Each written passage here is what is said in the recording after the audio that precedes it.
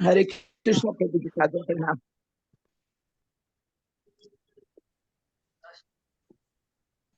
शुरू कीजिए माता जी। हाँ, हरे कृष्णा। आवाज आ रही है प्रभु? हाँ माता जी। जय राधा माधव, जय कुंज बिहारी, जय राधा माधव, जय कुंज बिहारी, जय गोपी जन वल्लभ, जय गिरिवर धारी, जय गिरिवर धारी, यशोदानंदन ब्रज जन रंजन, यशोदानंदन ब्रज जन रंजन, यमुना तीर वनचारी, यमुना तीर वनचारी, जय राधा माधव, जय कुंज बिहारी, हरे कृष्णा कृष्णा कृष्णा हरे हरे, हरे राम राम राम हरे हरे, हरे कृष्णा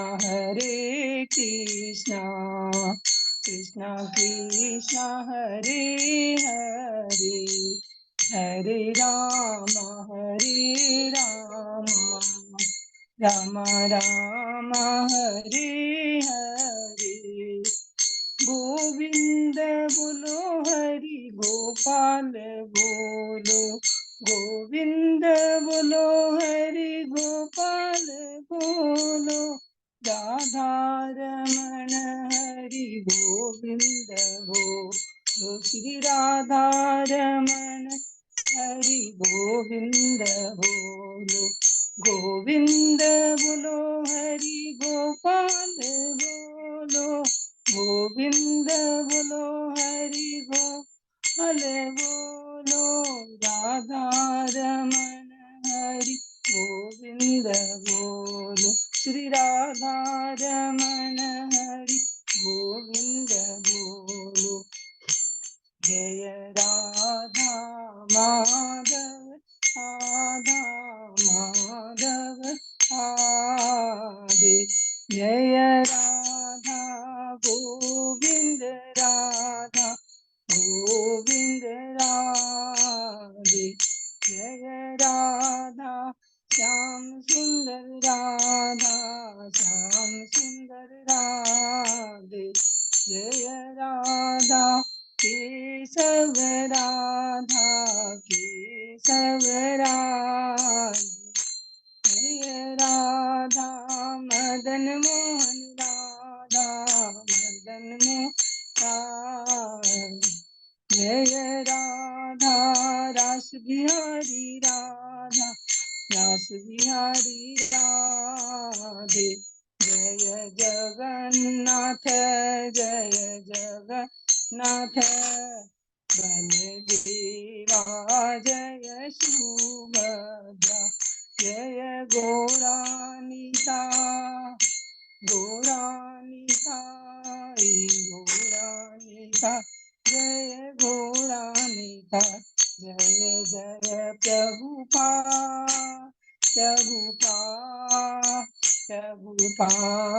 शिला प्रभुपा, जय जय गुरुदेव गुरुदेव गुरुदेव गुरुदेव, निताई गौर हरि बोल हरि बोल हरि बोल हरि बोल। प्रणाम संकीर्तन की जय, श्री शील प्रभुपाद की जय, सब वैष्णव भक्तों की जय, दंडवत प्रणाम सब भक्तों। हरि बोल। हरि बोल। बहुत बहुत धन्यवाद गोदावरी माता जी को, और पुनः हमारे अजय पौधा प्रभु जी को बहुत ही सुंदर विग्रह के दर्शन कराए। प्रभु कहाँ के विग्रह थे ये आज? ये नरसराव पेट की आंध्र प्रदेश में। आंध्र प्रदेश। हरि बोल, कितना सुंदर है, पगड़िया है कृष्ण भगवान की, राधा रानी के, कितने सुंदर। हरि बोल, बहुत बहुत धन्यवाद सभी कहाँ भक्तों की का विग्रह हृदय बताए से। प्रभु सुनिए। हरे आंध्र कृष्ण प्रदेश प्रभु के जी, माता जी, दंडवत नरसराव पेट प्रणाम। की जगह धन्यवाद आंध्र प्रदेश में नरसराव पेट। धन्यवाद सभी भक्तों को बहुत बहुत धन्यवाद कीर्तन में भाग लेने के लिए। अभी हम लोग मंगलाचरण करते हैं। ओम अज्ञान तिमिरांधस्य ज्ञानांजन शलाकया चक्षुरुन्मीलितं येन तस्मै श्री गुरुवे नमः। श्री चैतन्य मनोभीष्टं स्थापितं येन भूतले स्वयं रूपता मह्यं ददाति स्वपदान्तिकं। वन्देऽहं श्री गुरु श्री युगपद कमलं श्री गुरु वैष्णवांच श्री रूपं साग्रजातं सहगना रघुनाथं वितं तं सजीवं स्वाद्वैतं सावभूतं परिचं सहितं कृष्ण चैतन्य देवं श्री राधा कृष्ण पादान सहगना ललिता श्री विशाखा विधांति नमो ओम विष्णु पादाय कृष्ण प्रेष्ठाय भूतले श्रीमते भक्ति वेदांत स्वामिन इति नामने। नमस्ते सारस्वती देवे गौरवाणी प्रचारिणे निर्विशेषा शून्यवादी पाश्चात्य देशधारिणे। वांछा कल्पतरुभ्यस्य कृपा सिन्धुभ्येव च पतितानां पावनेभ्यो वैष्णवेभ्यो नमो नमः। नमो महावदान्याय कृष्ण प्रेम पदायते कृष्णाय कृष्ण चैतन्य नामने गौरत्मिषे नमः। हे कृष्ण करुणा सिंधु दीनबंधु जगतपते गोपेश गोपिका कांत राधा कांत नमस्तुते। तप्त कांचन गौरांगी राधे वृंदावनेश्वरी विश्वानुसुते देवी प्रणमामि हरिप्रिये। नीलांचल निवासाय नित्याय परमात्मने बलभद्र सुभद्रायां जगन्नाथाय ते नमः। जय श्री कृष्ण चैतन्य प्रभु नित्यानंद श्री अद्वैत गदाधर श्रीवासादि गौर भक्तवृंद। मुखं करोति वाचालं पंगुलंघे गिरिं यत्कृपातमहं वन्दे श्री गुरुमदीनतारिणं। परमानंद माधवं श्री चैतन्य ईश्वरं। हरे कृष्ण कृष्ण कृष्ण हरे हरे, हरे राम राम राम हरे हरे। श्री श्री मंगलाचरण की जय, शिला प्रभुपाद की जय। हरे कृष्णा। आज की इस भागवतम चर्चा में, कथा में, अध्ययन में सभी भक्तों का हार्दिक स्वागत है। सभी भक्तों के चरणों में मेरा सादर दंडवत प्रणाम है। हम लोगों के ऊपर भगवान राधा गोविंद, राधा माधव, परम वैष्णव, परम भागवतों की असीम कृपा है कि हम सब भक्त लोग मिल करके इस भागवतम की चर्चा कर पा रहे हैं। कल हम लोगों ने एक नया अध्याय 13 शुरू किया था, कैंटो 4 का, ध्रुव महाराज के वंशजों का वर्णन। उसके पहले 12 अध्याय हमने कंप्लीट किए।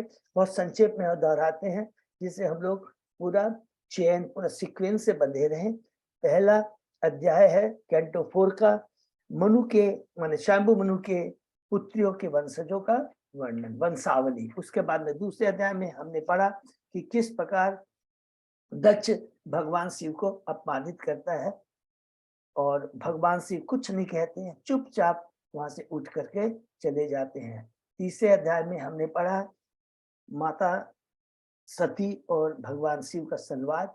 उसमें संवाद में सती कहती है मैं अपने पिता के यज्ञ में भाग लेना चाहती हूँ। शिव मना करते हैं, कलुषित चेतना के लिए नहीं, एकमात्र इसलिए कि जिसकी चेतना कलुषित है, जिसके यहाँ तुम जा रहे हो, अगर उसकी चेतना कलुषित है, जिसमें अहम का भाव है, अपने धन ऐश्वर्य का घमंड है, उसके पास नहीं जाना चाहिए। चौथे अध्याय में हम प्रवेश करते हैं। शीर्षक है सती द्वारा शरीर त्याग।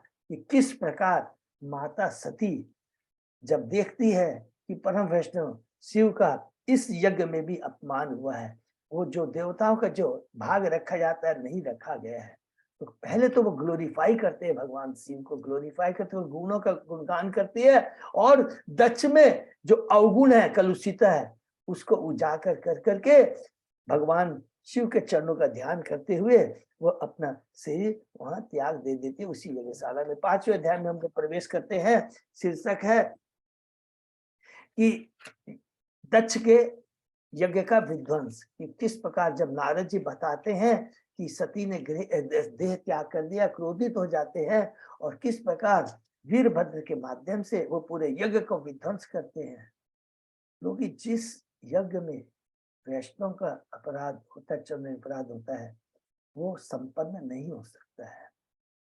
तो इसलिए शिव भगवान ने उस यज्ञ को ध्वंस करते हैं और दक्ष जो अपराधी है उसके धड़ को काट कर करके वीरभद्र उसी यज्ञ की आहुति में दे देता है। छठे अध्याय में प्रवेश करते हैं। ब्रह्मा जी द्वारा शिव जी को मनाना बहुत ही सुंदर है कि किस प्रकार इसमें ब्रह्मा जी देवताओं को बताते हैं कि वैष्णव के चरणों के में अपराध होता है तो कितना घातक होता है, और जब तक जिस वैष्णव के चरणों में अपराध हुआ उससे जब तक क्षमा नहीं मानते हैं तब तक उस अपराध से हमें मुक्ति नहीं मिलती है। तो उसमें हमने कितना सुंदर ढंग से डिटेल में पढ़ा कि किस प्रकार शिव जी देवताओं को लेकर शंकर भगवान के पास जाते हैं। कैलाश धाम में सुंदर कैलाश धाम का वर्णन है, और भगवान से उस समय चतुष्कुमारों नारद और कुबेर को लेकर भगवान की चर्चा करते रहते हैं। उसमें ब्रह्मा जी शिव जी को बताते हैं, एक तो क्या है, ब्राह्मण का हत्या नहीं होनी चाहिए क्योंकि दक्ष ब्राह्मण है, प्रजापति है, और दूसरा यज्ञ बहुत जरूरी है। वेदों में जो यज्ञ का वर्णन किया वो बहुत जरूरी है। 7वें अध्याय में प्रवेश करते हैं। दक्ष द्वारा यज्ञ की समाप्ति। भगवान शिव जब ब्रह्मा जी के आदेश को सुनते हैं तो वो उनके पिता है, गुरु है, सीनियर है, तुरंत कहते हैं कि ये जो मैंने यज्ञ, दो चीज कहते हैं। पहला तो ये कहते हैं कि जो मैंने दक्ष के प्रति मेरा कोई भी ईर्ष्या भाव नहीं था, मैंने उसके अपराध को नहीं लिया कि अपराध के चलते मैंने उसको नहीं मारा है। उसकी जो चेतना कलुषित हो गई थी, उस कलुषित चेतना को शुद्ध करने के लिए वो जो शरीर है जिसमें कलुषिता है, वो इंद्रियां जो कि इंद्रिय तृप्ति से पूरी जकड़ी हुई है अपने स्वार्थ के अंदर में, उस चेतना को मैंने नष्ट किया है। और फिर शिव जी भगवान ब्रह्मा जी के आदेश के अनुसार यज्ञशाला में जाते हैं। पहले दक्ष को बकरी का धड़ प्राप्त होता है और यज्ञ को संपन्न करवाते हैं।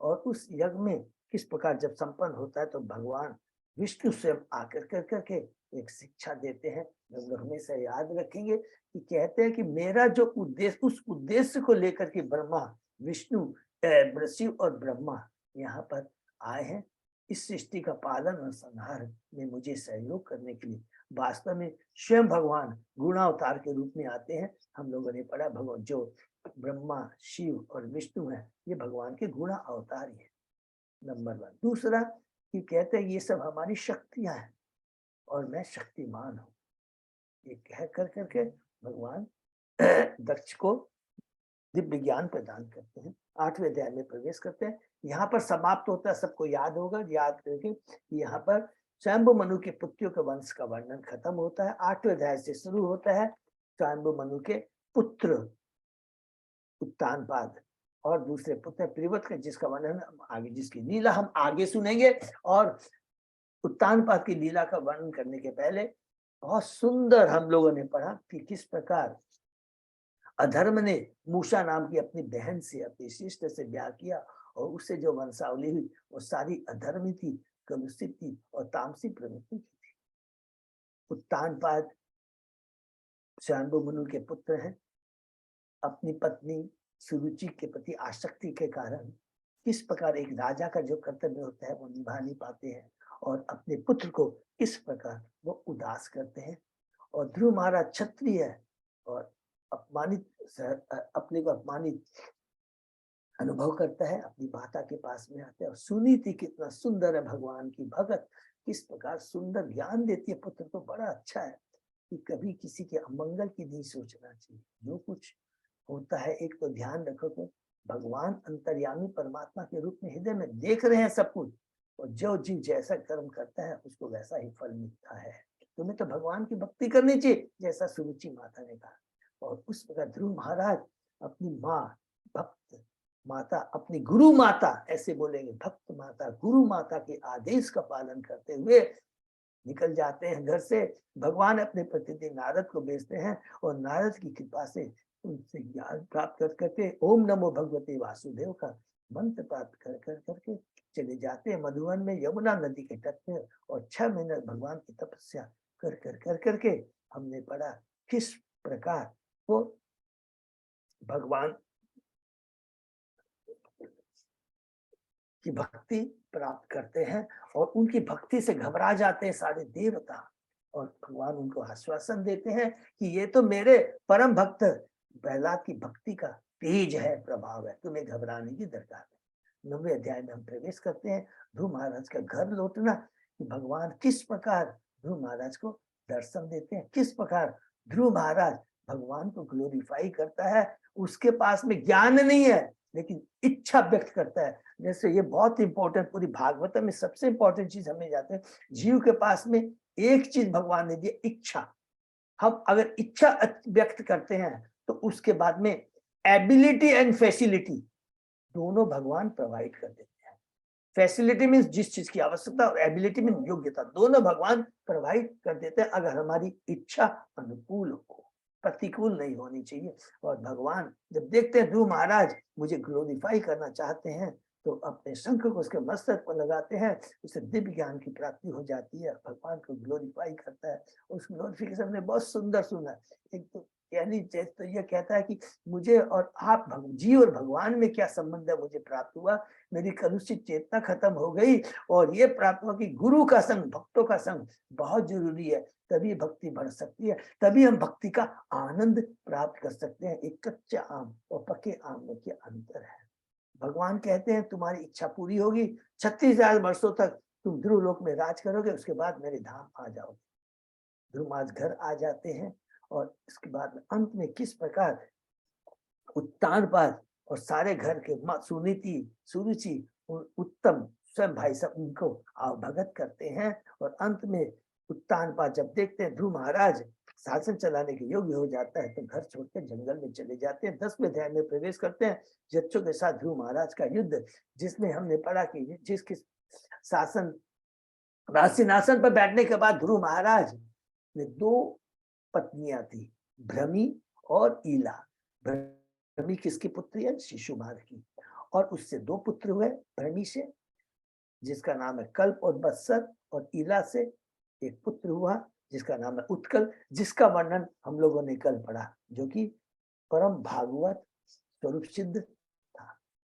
और किस प्रकार ध्रुव महाराज ने जब पता यक्षों को बद्ध किया, मारना शुरू किया, जब उन्हें पता लगता है उसके भाई उत्तम को यक्षों ने जो अलकापुरी में है मार दिया है। और जब वो मार रहे थे तो यक्षों की मायावी शक्ति ने उन्हें भ्रमित कर दिया। तुरंत मुनि आते हैं उनके पास में इन्हें मदद करने के लिए। 11वें अध्याय में प्रवेश करते हैं, युद्ध बंद करने के शांभु मनु की सलाह बहुत ही सुंदर है, जिसके अंदर में हमने पढ़ा था कि जब मुनियों के आदेश के अनुसार नारायण वाण को वो जब चलाते अपने धनुष पर टांग कर करके यक्षों को मारना शुरू कर देते हैं, जब सारे यक्ष मरते जा रहे हैं तो शांभु मनु तुरंत उनके पास में आते हैं और कहते हैं, ध्रुव महाराज क्रोध करना उचित नहीं है, निर्दोषों को मारना उचित नहीं है, धर्म अधर्म को तुम समझो, अपनी प्रसन्नता के लिए नहीं भगवान की प्रसन्नता के लिए तुम्हारा कार्य करना चाहिए। क्रोध का वेग आत्म ज्ञान में बड़ा बाधक है, और जब भी क्रोध आता है उसकी एकमात्र वाण दवा है भगवान के नाम का श्रवण करो, कीर्तन करो। ये बहुत इंपॉर्टेंट बात कहते हैं। ध्रुव महाराज को समझ में आ जाती है बात, यक्ष को मारना छोड़ देते हैं। 12वें अध्याय में प्रवेश करते हैं। ध्रुव महाराज का भगवान के पास में जाना बहुत ही सुंदर है कि किस प्रकार जब युद्ध बंद कर देते हैं ध्रुव महाराज, तुरंत कुबेर उनके पास में आते हैं और बहुत सुंदर बात करते हैं। क्या बात कहते हैं कि मुझे सबसे ज्यादा खुशी है कि तुमने अपने पितामह की आज्ञा का पालन किया। ये बहुत इंपॉर्टेंट है। सदैव हमें गुरु आचार्य और सीनियर डिवोटियों के आदेश का पालन करना चाहिए, क्योंकि वो बड़े हमारे कल्याणकारी होते हैं। हमको कभी कभी ऐसा लग जाता है कि नहीं द्वैत भाव हो रहा है, ये सही नहीं बोल रहा, नहीं, कभी नहीं, एज इट इज उनकी बातों को लेना चाहिए। जिस प्रकार प्रभुपाद जी ने एज इट इज अपने गुरु भक्ति सरस्वती ठाकुर की बात को लिया और शास्त्रों की बातों को एज इट इज उन्होंने लिया अपने मन से, फुल स्टॉप कॉमा भी प्रभुपाद जी ने नहीं जोड़ा, इसीलिए Bhagavad Gita as it is बोला जाता है, बहुत जरूरी। और तुम्हें क्या, और न फिर एक बहुत दो तत्व ज्ञान देते हैं। पहला क्या बोलते हैं कि न तो रक्षों ने तुम्हारे भाई को मारा है और न तुमने यक्षों को मारा है। ये तो भगवान का ऑलरेडी, ये भगवान के प्लानिंग में था। क्योंकि आपको याद है ना कि ध्रुव महाराज को कहता, ध्रुव महाराज को भगवान ने कहा था, क्या कहा था कि तुम्हारा उत्तम भाई जंगल में जाएगा, मारा जाएगा, और तुम्हारी वी माता सुरुचि जंगल की देवाग्नि में मर के भस्म हो जाएगी। देखिए ये याद है, लेकिन हम जब भ्रमित हो जाते हैं, भक्ति कर रहे हैं, ध्रुव महाराज भ्रमित हो जाते हैं, भूल जाते हैं, तो याद करके यही बात याद दिलाते हैं कुबेर महाराज यहाँ के, उनको याद दिलाते हैं।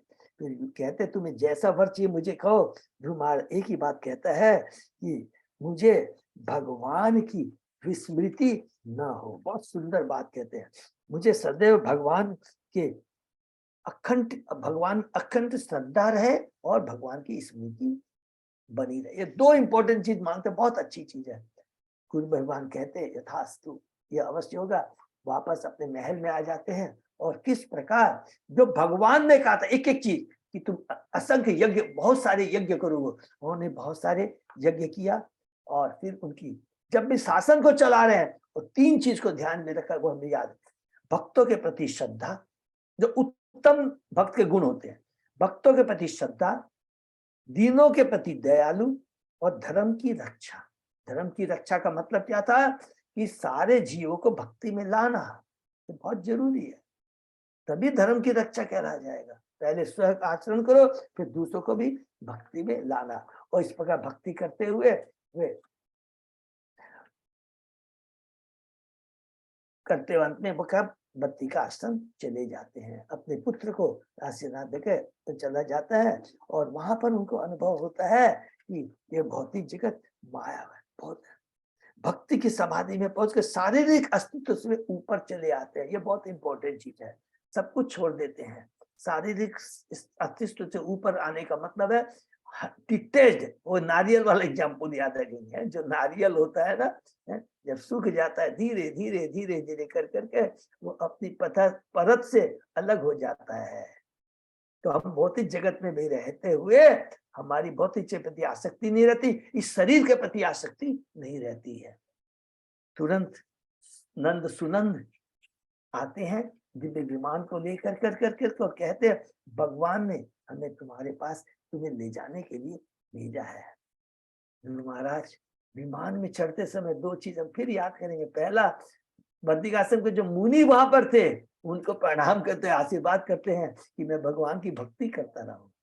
फिर अपनी माता सुनीति को नहीं भूलते हैं। अरे माता, तो वो कहते हैं कि ऑलरेडी तुम्हारी माता देखो आगे विमान में जा रही है। ये सुंदर। तो यहाँ पर एक हमको बहुत बड़ी शिक्षा मिलती है, जब भी याद आता तो हम लोग रिपीट करते हैं कि जो भी हमें भक्ति में किसी भी रूप में मदद करता है उसे हमें कभी नहीं भूलना चाहिए। सुनिए, देखिए 36,000 वर्षों का शासन राज करने के बाद उसको याद आता है कि, और याद दूसरी ये रखेंगे, जो भक्ति में मदद करता है भगवान पहले उसके लिए बैकुंठ का धाम तैयार रखते हैं, जैसे सुनीति के लिए किया कि देखो तुम्हारी माता तुमसे पहले आगे जा रही है। तो प्रचार में भक्ति बहुत इंपॉर्टेंट है। हम कई बार सोचते हैं अरे हमने ये अटेंड नहीं किया, नहीं, जो गुरु का आदेश है जितने हम ज्यादा सेवा करेंगे, भक्ति प्रचार में मदद करो। भगवान ने भी गीता में कहा मुझे सबसे ज्यादा वही प्रिय है जो मेरे नाम का प्रचार दूसरे जीवों में फैलाते हैं। बहुत इंपॉर्टेंट चीज ये तो हुआ आध्यात्मिक दृष्टि।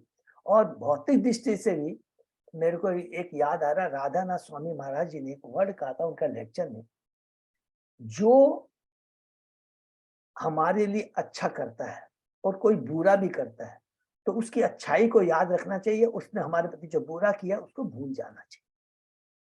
और हमने अगर किसी की अच्छाई की है तो हमें उसे भूल जाना चाहिए।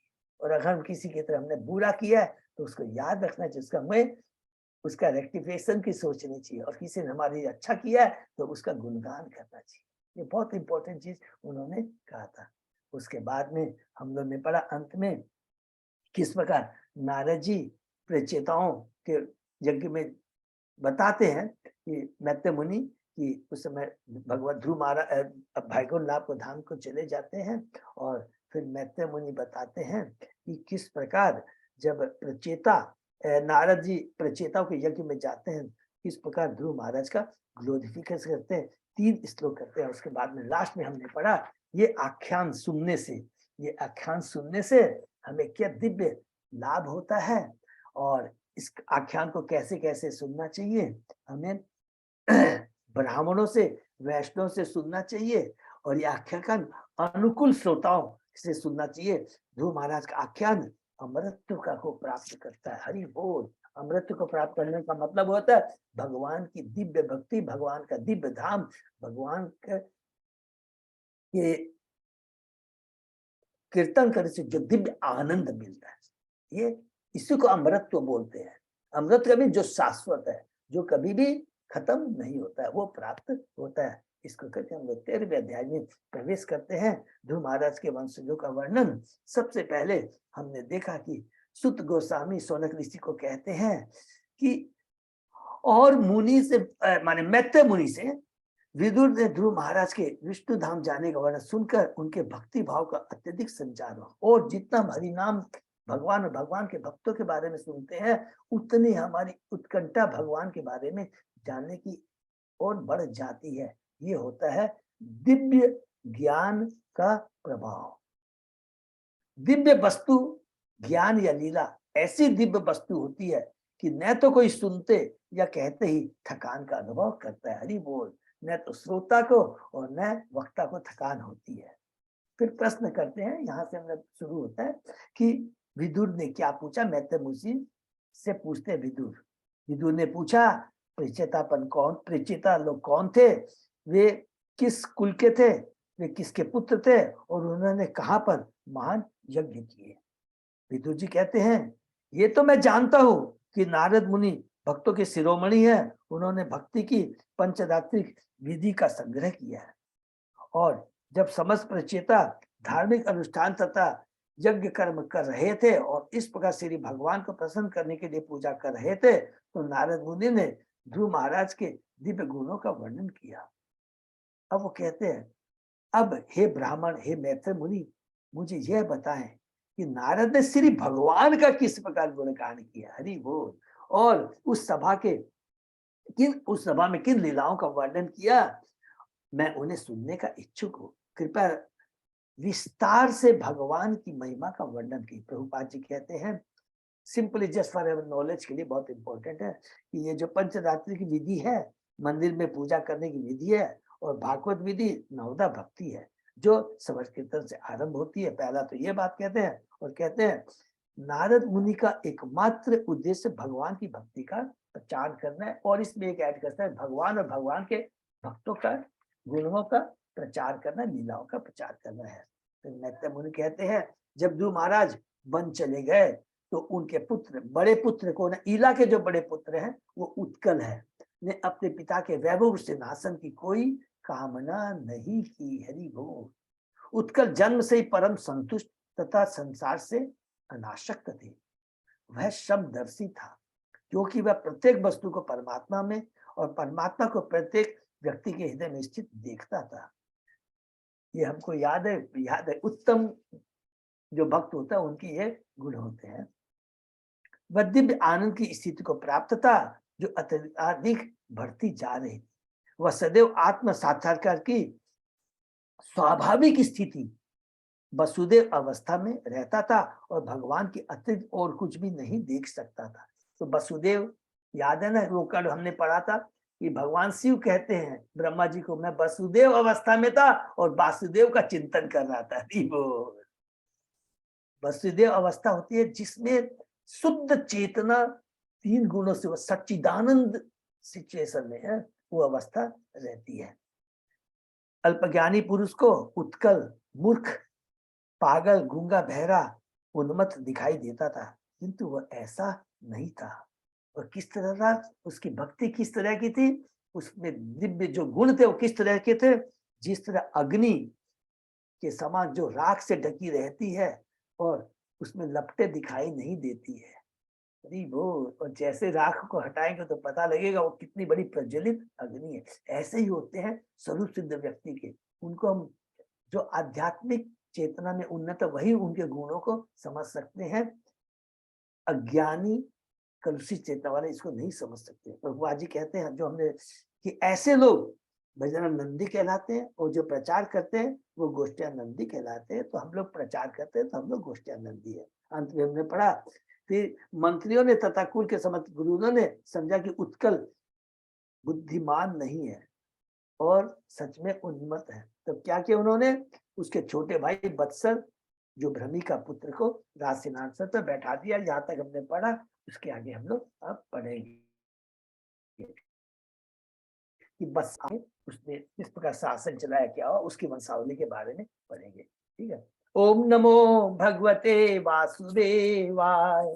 ओम नमो भगवते वासुदेवाय। ओम नमो भगवते वासुदेवाय। नारायण नमस्कृत नरम चैव नरोत्तमं देवी सरस्वती व्यासं ततो जयमुदीरये। नष्टप्रायेषु अभद्रेषु नित्यं भागवत सेवया भगवती उत्तम श्लोके भक्ति भक्ति नैष्टिकी। कृष्णाय वासुदेवाय देवकी नंदनाय च नंद गोप कुमाराय गोविंदाय नमो नमः। आराधयो भगवान ब्रजेश तनय ततदाम वृंदावनम रमया काचित उपासना व्रजवधु वर्गेण या कल्पिता। श्रीमद् भागवतम प्रमाणम अमलम प्रेमा पुमर्थो महान। श्री चैतन्य महाप्रभो मतमिदम तत आदरो न पर। हरे कृष्ण कृष्ण कृष्ण हरे हरे, हरे राम राम राम हरे हरे। कैंटो 4 अध्याय 13 ध्रुव महाराज के वंशजों का वर्णन। श्लोक नंबर 12 थैंक यू। श्लोक नंबर 12। स्वर्विति वत्सरस्य इष्टा भार्या असूत सट आत्मजान पुष्पार्णम निगमकेतुम च ईशम ऊर्जम वसुम जयम।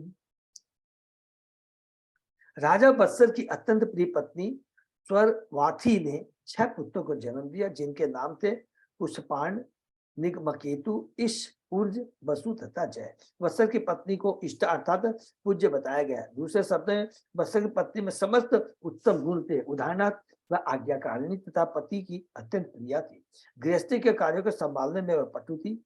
यदि पति तथा पत्नी दोनों उत्तम गुणों से युक्त हो और शांतिपूर्ण रहे तो उनकी संतानें उत्तम होती है। इसको अंडरलाइन कर देंगे। और सारा परिवार सुखी तथा संपन्न रहता है। हरि बोल। पुष्पाणस्य प्रभा भार्या दोषा च दे बभूवतु प्रातः मध्यम दिनम सायं इति ही आसन प्रभासुता।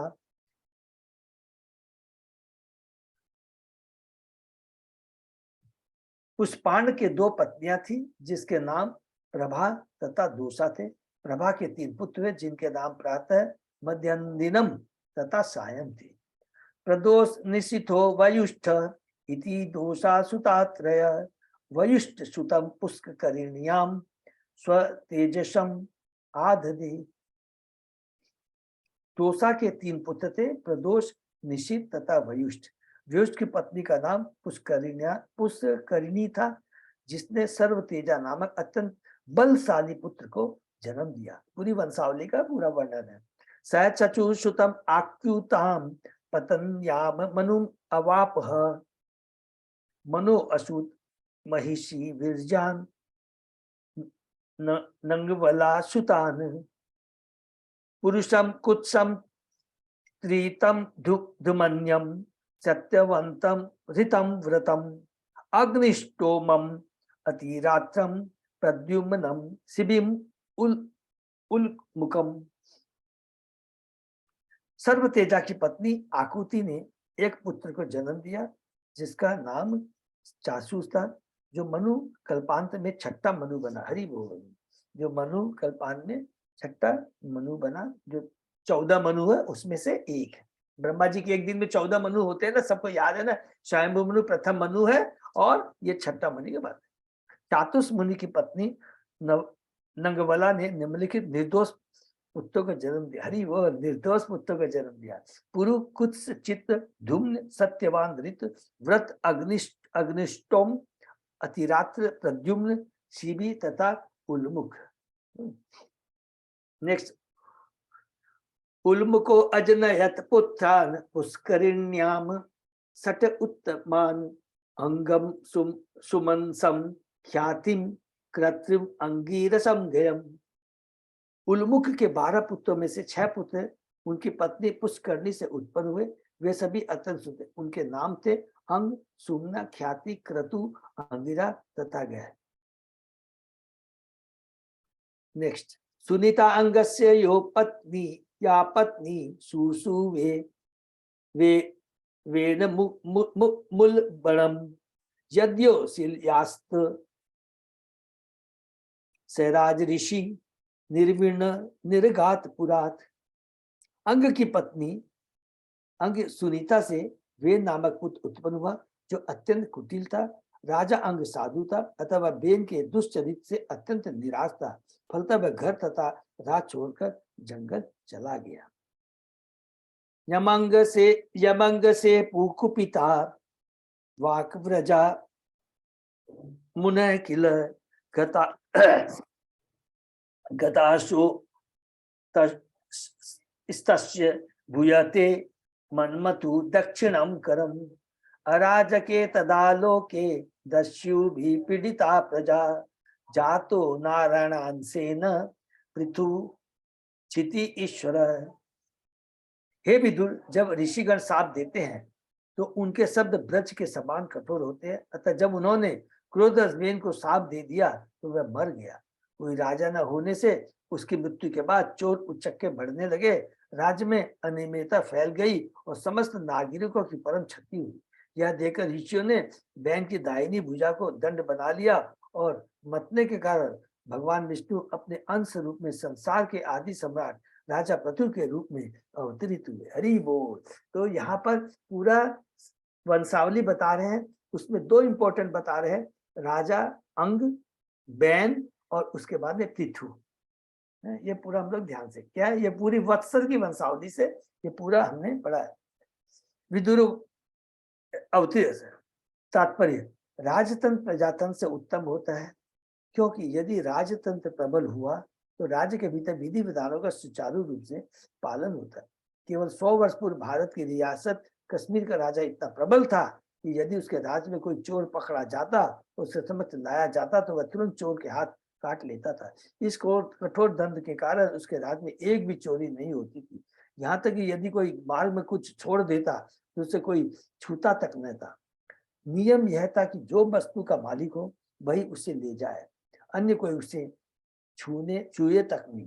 प्रजातंत्र में जहाँ कहीं चोरी होती है वहां पुलिस पहुंचकर मामले को दर्ज करता है, किंतु सामान्यतः चोर नहीं पकड़ा जाता और न उसे दंड दिया जाता है। असमर्थ सरकार होने से इस समय पूरे संसार में चोरों, उच्चकों तथा ठगों की बर्बाद है। यहाँ प्रभुपाद जी बता रहे हैं कमेंट में कि राजतंत्र कितना इंपॉर्टेंट था बताए प्रजातंत्र डेमोक्रेसी के। विदुरवाच तस्य शील निदेशादो दमनस्य महात्मन राज्ञ कथम अबुद्धुष्टा प्रजायत विमनाययो। विदुर ने मैत्र से पूछा, हे ब्राह्मण, राजा अंक तो अत्यंत भद्र था, वह अत्यंत चरित्रवान तथा साधु पुरुष था और ब्राह्मण सभ्यता का प्रेमी था, तो फिर इतने महान पुरुष के बैन जैसा दुष्ट पुत्र कैसे उत्पन्न हुआ जिससे वह अपने राज्य के प्रति अनमनस्क हो उठा और उसे छोड़ दिया। हरि बोलिए। बहुत इंपॉर्टेंट प्रश्न है विदुर महाराज जी का, हम बद्ध जीवों के ज्ञान के लिए, है ना। तो हम इसको आगे पढ़ते हैं। आशा की जाती है कि पारिवारिक जीवन में मनुष्य अपने पिता, माता, पत्नी तथा बच्चों के साथ सुखपूर्वक रहेगा, किंतु किन्हीं परिस्थितियों में ये सब शत्रु बन जाते हैं। हरि बोल। कि कई बार बोलते हैं ना कि ये पुत्र शत्रु के रूप में पुत्र जन्म लिया है। जो माता दोबारा शादी कर लेती है वह भी शत्रु है, जो पत्नी अत्यंत सुंदर होती है वह भी शत्रु है, और जो पुत्र निकम्मा हो वह भी शत्रु होता है। इस प्रकार जब परिवार का कोई सदस्य शत्रु बन जाता है तो पारिवारिक जीवन बिताना या ग्रस्त बने रहना कठिन हो जाता है।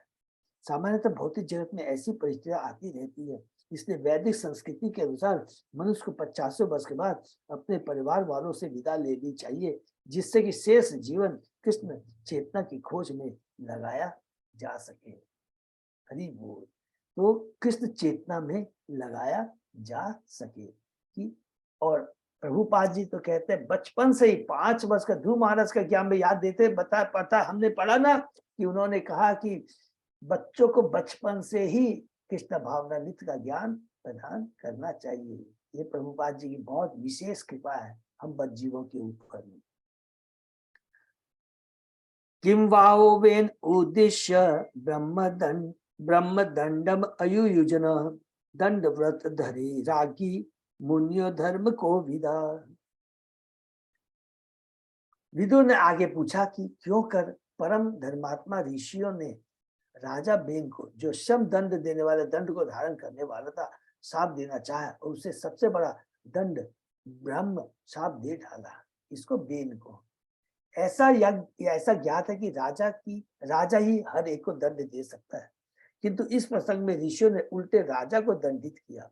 अवश्य ही राजा ने कुछ गंभीर कार्य किया होगा, अन्यथा ऋषिगण ने, जिसने सहिष्णु होने की आशा की जाती है, धार्मिक चेतना में बड़े होने पर भी उसे क्यों दंडित किया।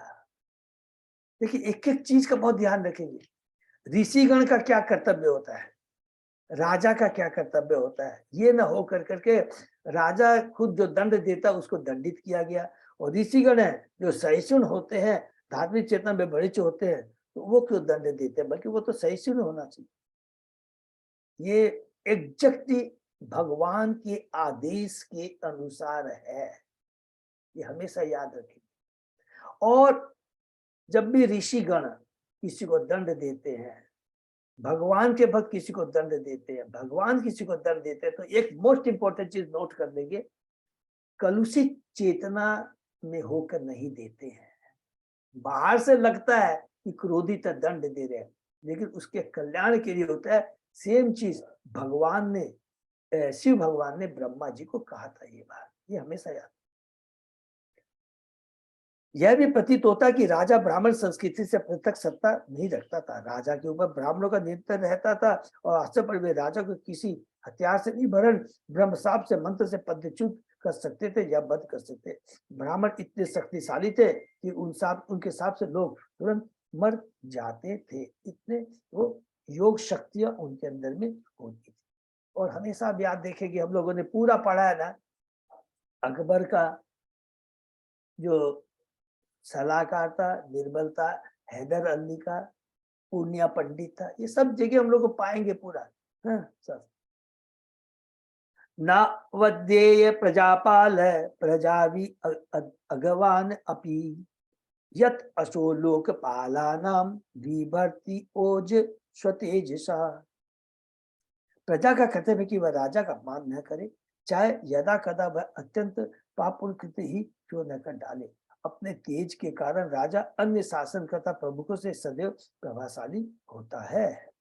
वैदिक सभ्यता के अनुसार राजा भगवान का प्रतिनिधि होता है, वह नर नारायण कहलाता है। जो इस बात का समझे कि नारायण अर्थात श्री भगवान राजा के रूप में समाज में प्रकट होते हैं। हरि बोल। इसलिए उनको राजर्षि कहा जाता है, उसमें सारे भगवान के गुण होते हैं। इसलिए नारायण, नर नारायण, वो नारायण जो नर की रक्षा के लिए राजा के रूप में समाज में प्रकट। यह शिष्टाचार है कि प्रजा न तो ब्राह्मण न क्षत्रिय राजा का कभी अपमान करती है, भले ही राजा पापी प्रतीत हो, किंतु प्रजा उसका अपमान नहीं करती। किंतु बेन को नर देवताओं ने साथ दिया था, जिससे वह निष्कर्ष निकाला गया कि उसके पाप का अत्यंत भयावह थे। ये बहुत इंपॉर्टेंट बात लिखा है। एतदाख्या ही मे ब्रह्मन् सुनीतात्मज चेष्टितम् सद्धानया भक्ताय त्वं परा वरदितम्। विदुर ने मैत्रेय से अनुरोध किया, हे ब्राह्मण, आप भूत तथा भविष्य के समस्त विषयों में पारंगत, हरि बोल, अतः आपसे राजा बेन के समस्त कार्यकलापों को सुनना चाहता हूँ। मैं आपका श्रद्धालु भक्त हूँ, अतः आप विस्तार से गए। हरि बोल। मैं आपका श्रद्धालु भक्त हूँ, पूरा कहते हैं, पूरा दिल से कहते हैं कि मैं आपको पूर्ण शरणागत हूँ। विदुर ने मैत्रेय को अपना गुरु मान रखा था।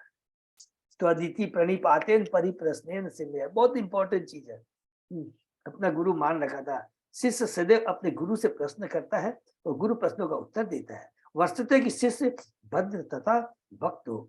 श्री विश्वनाथ चक्रवर्ती ठाकुर ने कहा कि जिस पर गुरु की कृपा होती है उस पर ईश्वर की कृपा होती है, क्योंकि गुरु भगवान का प्रतिनिधि होता है। जब तक शिष्य अत्यंत विनीत और भक्त नहीं होता, गुरु दिव्य ज्ञान प्रकट करने के लिए तत्पर नहीं होता। ये देखिए बहुत नेचुरल है, स्वाभाविक है। इसलिए गीता का चौथे अध्याय के 34 श्लोक को जब भी मौका मिले हम पढ़ेंगे। उससे क्या होगा पढ़ने से कि गुरु के प्रति हम अपनी श्रद्धा, समर्पण भाव कैसे पैदा कर सकते हैं। उसमें एकदम उस श्लोक में पूरा लिखा गया है। खाली गुरु बनाने के उद्देश्य से अरे मेरे को दीक्षित होना, उस उद्देश्य से नहीं जाना है। गुरु के पास किस भावना से, किस चेतना से जाना चाहिए और किस प्रकार गुरु को समर्पण करना चाहिए और किस प्रकार गुरु से विनीत भाव से माने रो रो करके उनसे मांगना चाहिए कि मुझ पर कृपा करो। तब स्वतः गुरु दिव्य ज्ञान प्रदान करते हैं। जैसा भगवत में कहा गया है, गुरु से ज्ञान प्राप्त करने की विधि में आत्मसमर्पण, उत्सुकता तथा सेवा सम्मिलित। हरि बोल। तो यहाँ पर विदुर जी पूरा डिटेल में प्रश्न करते हैं, जिसके बारे में भी, अंग के बारे में भी, बेन के बारे में भी और ऋषिगणों के बारे में कि बेन तो राजा था, उसको क्यों मार दिया गया, और ऋषिगण तो सहिष्णु होते हैं, वो तो कृपा करते हैं, तो उन्होंने ऐसा क्यों किया, बेन को क्यों मारा। मैत्रेवाच अंगो अश्वमेधम राजर्षि आज हार महाक्रतुम ना जगमु देवतास्मिन् आहुता ब्रह्मवादिनी। श्री मैत्रेय ने उत्तर दिया, हे विदुर, एक बार राजा अंग ने अश्वमेध नामक महान यज्ञ संपन्न करने की योजना बनाई। वहां पर उपस्थित समस्त ब्राह्मण देवताओं का आह्वान जानते थे। देखिए क्या क्या चीज लिखा है, वहां पर उपस्थित समस्त ब्राह्मण देवता का आह्वान करना जानते थे। ब्राह्मण कितने शक्तिशाली होते थे, जो हमने पढ़ा है कि वो पशु की बलि देते थे, उससे नया जीवन प्रदान करते थे। देवताओं का आह्वान करना जानते थे, किंतु उनके प्रयास के बावजूद किसी देवता ने न तो भाग लिया और न उस यज्ञ में प्रकट हुआ। सारे क्वालिफाइड देवता थे, ब्राह्मण थे। उन्होंने देवताओं का आह्वान किया, लेकिन देवता वहां पर नहीं आए, क्योंकि देवताओं का आह्वान करना बहुत जरूरी है। आपको याद है ना, जब भी यज्ञ होता उसमें देवताओं का यज्ञ रखा जाता है। दक्ष ने ऐसा नहीं किया था, तभी माता सती नाराज हुई थी। वैदिक यज्ञ सामान्य कृत्य नहीं। हरि बोल। ऐसे यज्ञों में देवता भाग लेते थे और इन कृत्यों में जिन वस्तुओं की बलि दी जाती थी उनको नवीन जीवन मिलता था। हरि बोल। इस कलिकाल में कोई शक्तिशाली ब्राह्मण नहीं है जो या तो देवताओं का आह्वान कर सके अथवा पशुओं को नया जीवन दान दे सके। प्राचीन काल में वैदिक मंत्रों में पारंगत ब्राह्मण मंत्रों की शक्ति दिखा सकते थे, किंतु इस युग में ऐसे ब्राह्मणों के अभाव से ऐसे समस्त यज्ञ वर्जित है। और इस कलयुग में केवल एक ही यज्ञ का रिकमेंडेशन है, हरे कृष्ण कृष्ण कृष्ण हरे हरे, हरे राम राम राम हरे। जिस यज्ञ में घोड़ों की बलि दी जाती थी वह अश्वमेध यज्ञ कहलाता था। कभी कभी गायों की भी बलि गवालंब खाने के लिए नहीं, वरन मंत्रों की शक्ति द्वारा नया जीवन प्रदान करने के लिए दी जाती थी। हरि बोल। अतः इस युग में एकमात्र व्यावहारिक यज्ञ संकीर्तन यज्ञ अर्थात 24 घंटे हरे कृष्ण मंत्र का कीर्तन करना है। तब मुचु विस्मिता तत्र यजमानम अथ ऋत विजय हरवासी हुयमानानि न ते गृहंति देवता। तब यज्ञ में लगे पुरोहितों ने राजा अंग को सूचित किया, हे राजन, हम यज्ञ में विधि पूर्वक शुद्ध घी की आहुति दे रहे हैं, किंतु हमारे सारे यत्नों के बावजूद देवतागण उसे स्वीकार नहीं कर रहे हैं। राजन हरवासी अदुष्टानी श्रद्धा आशादितानि ते छंदांसि अयात्यामानि योजितानि धृतव्रते। हे राजन, हमें ज्ञात है कि आपने अत्यंत श्रद्धा तथा सावधानी से की सारी सामग्री एकत्र की है और वह दूषित नहीं है। हमारे द्वारा उच्चारित वैदिक मंत्रों में भी किसी प्रकार की कमी नहीं है और समस्त कृत्यों को ठीक से कर भी रहे हैं। बहुत इंपॉर्टेंट श्लोक है कि हम सोचते हैं कि इस जीवन में हमने कोई भी गलती नहीं किया, किसी को दुख नहीं दुबाया, फिर भी मैं क्यों कष्ट पा रहा हूँ, मेरे कार्य सफल क्यों नहीं हो रहे। हमारा ये पहला जन्म नहीं है, प्रारब्ध भी हमारे साथ इस जन्म में जन्म लेने के बाद हमारे साथ आते हैं। वेदविद ब्राह्मण लोग वैदिक मंत्रों का ठीक से उच्चारण करते हैं। मंत्र तथा संस्कृत शब्द दोनों का सही से उच्चारण होना चाहिए, अन्यथा मंत्र सफल नहीं होता। लेकिन यहाँ तो सब कुछ उचित हो रहा है, योग्य ब्राह्मण है, सब कुछ है। इस युग में ब्राह्मण लोग न तो संस्कृत भाषा में दक्ष हैं और न उनका व्यावहारिक जीवन शुद्ध है, किंतु हरे कृष्ण मंत्र का जप करने से, यज्ञ करने से प्राप्त होने वाला सर्वोच्च लाभ प्राप्त हो सकता है। सर्वोच्च लाभ क्या है? सब याद है, कृष्ण प्रेम प्राप्त करना। यदि वो है लक्ष्य, संबंध, अभिधेय एवं प्रयोजन क्या है? कृष्ण प्रेम प्राप्त करना, भगवान का प्रेम प्राप्त करना है, वही सर्वोच्च लाभ प्राप्त हो सकता है। यदि हरि कृष्ण मंत्र का ठीक से उच्चारण न किया जाए तो भी इसमें इतनी शक्ति है कि जपकर्ता को लाभ होता है। हरि बोल। ये प्रभुआ जी बोलते घबराना नहीं है, अपराध के संग में यदि जप होता है उसका लाभ होता है। धीरे धीरे करते हम शुद्ध जप करना शुरू कर देंगे। न विदा में देवानाम हेलनम मनवपि यत् न गृह्णन्ति भागान स्वान ये देवा कर्म साक्षिण। हे राजन, हमें ऐसा कोई कारण नहीं दिखता जिससे देवतागण अपने को किसी प्रकार से तिरस्कृत या उपेक्षित समझ सके, तो भी यज्ञ के साक्षी देवता अपना भाग ग्रहण नहीं कर रहे। हमारी समझ में नहीं आता कि ऐसा क्यों है। तात्पर्य यहाँ पर यह इंगित किया गया कि यदि पुरोहित किसी प्रकार की असावधानी बरतता है तो देवता अपना भाग ग्रहण करने नहीं करते। उसी प्रकार भक्ति में होने वाले अपराध सेवा अपराध कहलाते हैं। जो लोग मंदिर में राधा विग्रह की पूजा करते हैं उन्हें ऐसे अपराधों से बचना चाहिए। राधा कृष्ण विग्रह की सेवा बहुत टफ होती है, उसमें किसी प्रकार की त्रुटि नहीं चलेगी। इन सेवा अपराधों का वर्णन भक्ति रामायण सिंधु पुस्तक में मिलेगा। यदि हम विग्रह पर केवल दिखावे के रूप में भेंट चलाते हैं और सेवा अपराधों पर ध्यान नहीं देते तो राधा कृष्ण ऐसे अभक्तों की भेंट ग्रहण नहीं करते। अतः मंदिर पूजा करने वाले भक्तों को अपनी विधियां नहीं बनानी चाहिए अपने मन से, वरन स्वच्छता का ध्यान रखना चाहिए, तभी भेंट स्वीकार की जाएगी। तो ये बहुत जस्ट आपस में भक्तों से डिस्कस कर रहा हूँ, इसलिए राधा कृष्ण ऐसा नहीं कि डिस्करेज हो रहा है, उसमें बहुत सावधानी बरतनी पड़ती है। नहीं तो गुरु महाराज के भी बोलते हैं ठीक है तुम गौर निताई को लेके आ जाओ, है तो गौर निताई कभी अपराध नहीं लेते हैं, बड़े कृपालु होते हैं। मैत्ते वाच अंगो द्विज वचय श्रुत्वा यजमान सुदुर्मना तत् प्रतुष्टुम व्यसृजत वाचम सदस्यान तत् अनुज्ञया। मैत्रेय ने बताया कि पुरोहितों के इस कथन को सुनकर राजा अत्यधिक खिन्न हो उठा। तब उसने यजमानों से कुछ कहने की अनुमति मांगी और यज्ञ स्थल में उपस्थित समस्त पुरोहितों से उसने कहा, न आगच्छन्ति आहूता देवा न गृहन्ति गृहाणीह सदस्य पतयो भृत किम अवध्यम मया कृतम। राजा अंग ने पुरोहितों को संबोधित करते हुए कहा, हे पुरोहितों, आप कृपा करके बताएं कि मुझसे कौन सा अपराध हुआ है। आमंत्रित होने पर भी देवता न तो यज्ञ में सम्मिलित हो रहे हैं और न अपना भाग ग्रहण कर रहे हैं। सदस्य ऊचु नरदेवे भवतो नागम तावत मनाक स्थितम अस्त्येकम प्राक्त मघम यदि देदिक त्वम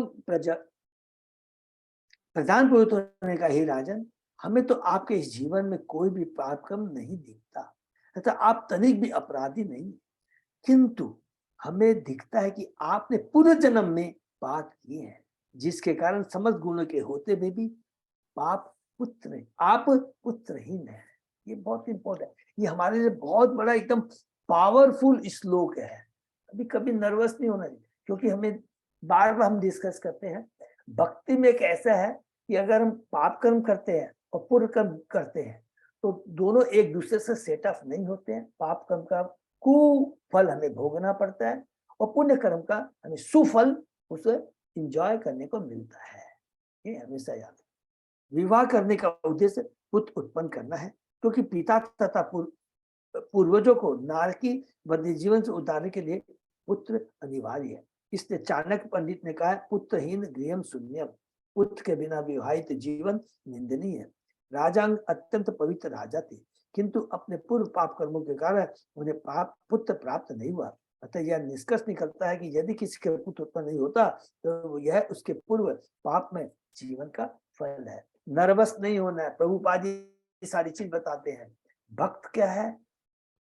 जो भगवान का परम भक्त होता है। कोई भी इसका जवाब दे सकता है। लिखा है एकदम सिंपल चीज, वो तो भगवान के संरक्षण में होता है, सदैव भगवान के संरक्षण में रहता है और भगवान की भक्ति करके भगवान के धाम जाता है। समझे कि नहीं? तो हम चीज को कभी भी चीज को पढ़ करके तुरंत उसका वो उत्तर निष्कर्ष नहीं निकालना चाहिए। तो प्रभुपाद जी जब भी कुछ चीज बताते हैं हमेशा याद रखेंगे कि व्यवहारिक दृष्टि से भी बताते हैं, भक्त की दृष्टि से भी बताते हैं कि भक्त के प्रति भी और व्यवहारिक जीवन में भी क्या है। ये सारी चीज हमें याद रखना है। जस्ट फॉर ये नॉलेज बहुत इंपॉर्टेंट है।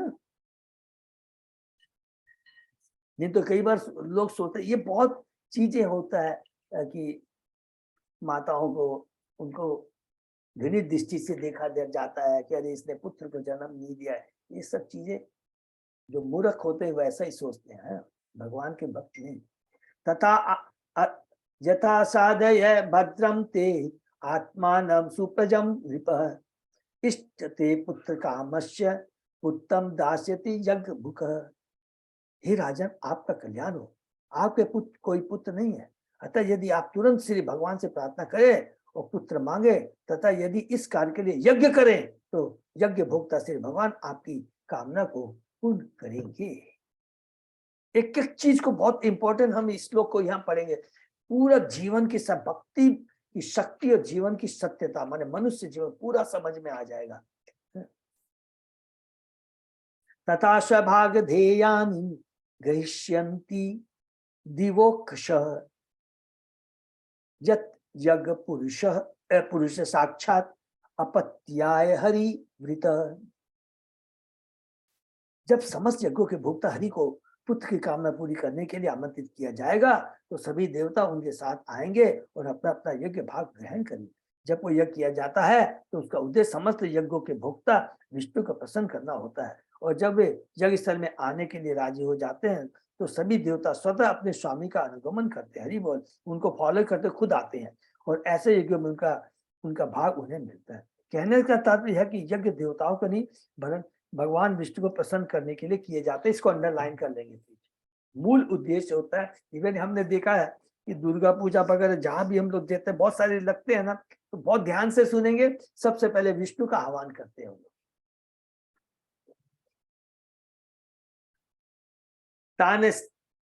तानस्तान कामान हरि दद्यात यान कामयते जन आराधितो यथे वेश तथा पुंसाम फलोदय। यज्ञों का कर्ता कर्म कांड के अंतर्गत जिस कामना से भगवान की पूजा करता है वह कामना पूरी होती है। कर्म कांड के अंतर्गत नोट कर लेंगे हैं। भगवद गीता में भगवान कहते हैं कि वे पूजा करने वालों को उसके इच्छा अनुसार आशीर्वाद देते हैं। श्री भगवान समस्त बद्ध जीवों को इस संसार में अपने अपने ढंग से कर्म करने की छूट देते हैं, किंतु वे अपने भक्तों से कहते हैं कि उस प्रकार कर्म न करके उनके लिए शेखर होगा कि वे उनकी शरण में आए। हरि बोल। देखिए यहाँ पर सबको जवाब मिल गया ना पूरा। कर्म कांडी हमें नहीं बनना है, हमें तो क्या भगवान का भक्त बनना है। इसलिए प्रभुपाद जी कहते हैं कि भगवान कहते हैं कि श्रेयकर ये होगा कि वे उनकी शरण में आए, अर्थात भक्ति करें, धर्म अर्थ काम मोक्ष की इच्छा न करें, क्योंकि वे भक्तों का भार स्वयं उठाएंगे। हरि बोल। तो अब सबको समझ में आ गया ना, कभी ये सोचना नहीं है जो भगवान की भक्ति करता है इसके किसके पुत्र हुआ किसके पुत्री हुई, कौन सुख देगा कौन सुख नहीं देगा, सब चीज अभी यहाँ पर इसमें समझ में आ जाएगा। भगवान की जो भक्ति करता है वो भगवान के शरण में रहता है। और ये जर्नल जो उपनिषद वेद में जो वर्णन है यज्ञों का वर्णन किसके लिए एप्लीकेबल है? जो पुण्य कर्म करना चाहते हैं या कुछ भी समझ लीजिए जिनकी भौतिक इच्छाएं हैं, ये भक्त के ऊपर एप्लीकेबल नहीं है। एक भक्त तथा सकाम कर्म के बीच यही अंतर है। हरि बोल। सकाम कर्मी मात्र अपने कर्मों का फल भोगता है, किंतु भगवान के निर्देशन में भक्त भक्ति मार्ग पर अग्रसर होता हुआ जीवन का परम लक्ष्य भगवान के परम धाम जाना प्राप्त करता है, भगवान की प्रेमा भक्ति प्राप्त करता है। इस श्लोक में महत्वपूर्ण शब्द कामान है, जिसका अर्थ है इंद्रिय को तृप्त करने वाली इच्छा है। भक्त समस्त कामों से रहित होता है, वह तो अन्य अभिलाषिता शून्य होता है, जो कि हमें मोहन प्रभु ने बताया था, कई बार बताया है। अर्थात भक्त तो इंद्र तृप्ति की समस्त कामनाओं से रहित होता है। इसका एकमात्र लक्ष्य भगवान के इंद्र को तुष्ट करना होता है। एक कर्मी तथा एक भक्त का यही अंतर है। ये चीज समझ में आ जाएंगे, बहुत इंपॉर्टेंट श्लोक है, इसको प्लीज नोट कर लेंगे और बार बार रिपीट करेंगे। भक्ति की ये शक्ति है, और भक्ति ही हम बद्ध जीव मनुष्य का एकमात्र क्या बोलते हैं उसका ये ड्यूटी है, कर्म है, वास्तविक ये कर्म यही है और कुछ नहीं। ये चीज हमको अगर समझ में आ जाएगी कि हमने इस भौतिक जगत में आके गलती की है, लेकिन प्रभुपाद जी की कृपा से, गुरु की कृपा से हमें मालूम पड़ गया है इस गलती का निवारण कैसे किया जाए। देखिए विधि भी मालूम पड़ गई है, सब कुछ मालूम पड़ गया, भगवान से हमारा क्या संबंध है सब कुछ। हमें कुछ इच्छा व्यक्त करें, वही कर्म करना है। इच्छा व्यक्त करेंगे तो स्वतः भगवान सारी व्यवस्था, सारी योग्यता अपने आप प्रदान कर देंगे। जैसा कि ध्रुव महाराज के क्षेत्र में हमने देखा, 5 साल का बच्चा है, कोई योग्यता नहीं है, कोई व्यवस्था नहीं है, इच्छा व्यक्त की, तुरंत भगवान आ गए, सब कुछ गुरु मिल गया, सारी व्यवस्था हो गई। भगवान की भक्ति करके 6 महीने में भगवान को अपने हृदय में स्थापित कर दिया। कभी ये नहीं सोचना पुत्र मिला, पुत्री मिली, देखिए आगे नहीं पढ़ समझ में आएगा कि कई बार हम लोग सोचेंगे, देखिए कि ये माने भगवान की जो लीला अपरंपार है। भगवान सारी तरह की चीजें लीला के माध्यम से बताएंगे और अंत में कह देंगे, एक ही चीज स्थापित कर देंगे, भक्ति ही परम लक्ष्य है, उसी में दिव्य आनंद है, उसी में हमें दिव्य धाम की प्राप्ति हो सकती है। हरे कृष्णा। तो ये पे विराम देते हैं, किसी का कोई प्रश्न है तो पूछ सकते हैं। हरे कृष्णा प्रभु जी। हाँ प्रभु बोलिए। प्रभु इसमें लास्ट में भी लिखा है कि भक्त तो इंद्रिय तृप्ति की समस्त अभिलाषाओं से रहित होता है। हाँ। उसका एकमात्र लक्ष्य भगवान की इंद्रियों को तुष्ट करना होता है। इसका भावार्थ क्या है? हरि बोल। इंद्रियों को तुष्ट करना पड़ता है, भगवान की इंद्रिय को ही तृप्त करना पड़ता है। अर्थात प्रभु उसको ऐसे लेंगे कि अभी स्वयंभू मुनि ने ध्रुव महाराज को कहा था, भगवान की प्रसन्नता के लिए तुम्हें कार्य करना चाहिए, अपनी प्रसन्नता के लिए कार्य नहीं करना चाहिए। जब वो यक्षों को मार रहा था तो 2 तरह की चीजें होती है, एक सूक्ष्म इंद्रिय तृप्ति होती है और एक स्थूल इंद्रिय तृप्ति होती है। स्थूल इंद्रिय तृप्ति में हम ओपनली करते हैं कि हम सब यज्ञ कर रहे हैं, ये कर रहे हैं, अच्छी पत्नी मिले, अच्छा धन मिले, अच्छा पावर मिले, ये मेरा कार्य सिद्ध हो, ये हो, ठीक है। और सूक्ष्म तृप्ति हमने दे पढ़ा था कि ज्ञानी लोग क्या करते हैं, ध्यानी लोग क्या करते हैं। वो दिखाते तो बाहर से क्या है कि मैं भौतिक जगत से विरक्त हूँ, मुझे कोई कुछ नहीं चाहिए, लेकिन उनकी तृप्ति क्या है, इंद्रिय तृप्ति क्या, मुझे इस भौतिक जगत से छुटकारा मिले। ध्यानी क्या सोचता है, मुझे अष्ट सिद्धि की प्राप्ति। लेकिन किसी का यह उद्देश्य नहीं रहता है कि भगवान की तुष्टि के लिए कार्य करे। अब बोलेंगे प्रभु भगवान की भी तुष्टि, भगवान तो आत्मा राम है, फिर भगवान की तुष्टि की बात कहां से आ गई। माँ जब अपने बच्चे को बोलती है तू ये काम कर, तो उस समय माँ की भावना क्या रहती है? माँ की अपनी इंद्रिय तृप्ति की इच्छा रहती है क्या? माँ की इच्छा क्या रहती है कि मेरे बच्चे का कल्याण हो। और जब वो बच्चा वो कार्य कर लेता है, हो जाता है, तो माँ को बहुत आनंद आता है, इसलिए कि मेरा बच्चा सुधर गया, मेरा बच्चा मेरे पास में आ गया। माँ अपनी इंद्रिय तृप्ति, तो इसीलिए यहाँ पर कहते हैं भगवान की इंद्रिय तृप्ति के लिए कार्य कर, अर्थात भगवान के आदेश का पालन कर। इसका मतलब ये, हरे कृष्णा। भगवान के जब आदेश का हम पालन करेंगे तो स्वतः हमारा कल्याण हो जाएगा। जैसे माँ के आदेश का पालन करने से हमारा जीवन धन्य हो जाता है, और माँ के अलावा किसी के पास जाएंगे, व्यापारी के पास चले जाएंगे, तो वो हमें धोखा दे देगा। हरे कृष्णा, बहुत अच्छा बताया। हरे कृष्णा। हरे कृष्णा, ये बहुत इंपॉर्टेंट चीज है। बहुत important। किसी का और कोई हरे कृष्ण प्रभु जी, दंडवत प्रणाम। दंडवत प्रणाम करते हैं, दंडवत हरे कृष्ण प्रभु जी, सादर दंडवत प्रणाम, प्रणाम। दंडवत प्रणाम। हरे कृष्ण प्रभु जी, बहुत दंडवत प्रणाम सबको मेरा। और प्रभु आज कोई अजय उदा प्रभु कोई भी कुछ वो है अनाउंसमेंट?